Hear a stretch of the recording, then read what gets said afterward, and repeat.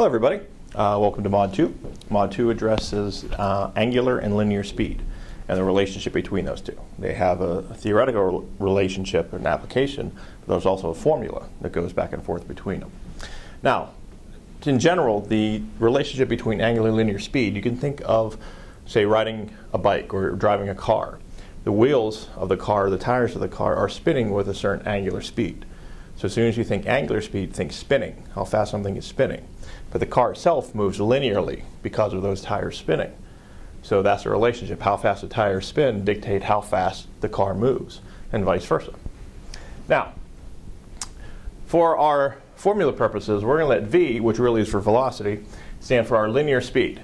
Now our linear speed, if you're trying to recognize it in a problem, will be measured in something like miles per hour, feet per second, meters per second, inches per minute, something like that. So it's going to be some linear distance unit over some unit of time. This symbol here is a lowercase omega. Omega stands for your angular speed. That's how fast the object is spinning. Now it'll be measured in something like revs per minute, revs per second, rotations per minute, radians per hour, degrees per year, orbits per century, whatever. Some type of angular unit over some unit of time. And actually r is radius. And that will be measured in some linear distance unit, feet, miles, centimeters, inches, whatever.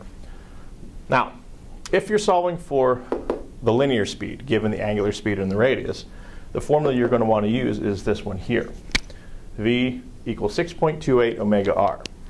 Now technically, on the handout that you have, the info packet, it starts off just v equals omega r. But again, that's when the angle is automatically in radians.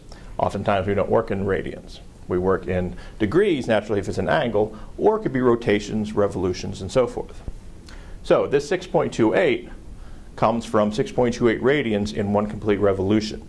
And you're going to see that in the formula that we use, but also basically this is a converted formula for you. So no matter what the angle unit is in, this automatically converts it to radians within the formula. Now, if you're solving for v, you can just plug right into the formula and then do any conversions. Because typically I'll ask for the n unit to be in a certain unit, miles per hour, feet per second, something like that. So it doesn't matter when you convert, either before or after the formula, whenever you're solving for v. Now, if you're solving for angular speed, if you're looking for omega, basically if you algebraically rearrange this, I have it for you right here. Omega equals v divided by 6.28 times r. Now in this case, you have to convert first. Reason being, for instance, if our linear speed was given in miles per hour, say like a car was moving in miles per hour, but the tire's radius is given in inches, miles and inches will not cancel out. They have to be the same unit to cancel out. So therefore, you have to do all conversions for this first before you can plug into the formula second. And I'll give you examples of each of these here momentarily. But in general, when we're looking at this, we want to identify our quantities. And really, if you notice in this formula, there's only three variables: our linear speed, our angular speed, and our radius. And if you're looking at a problem, think if it's telling you how fast something's spinning, automatically that's an angular speed. If it's saying how fast something is moving linearly speaking, or on the road or something like that, that is your linear speed. Now, in the next video, we're going to look at two specific instances where one we're solving for the linear speed and the next we're solving for the angular speed.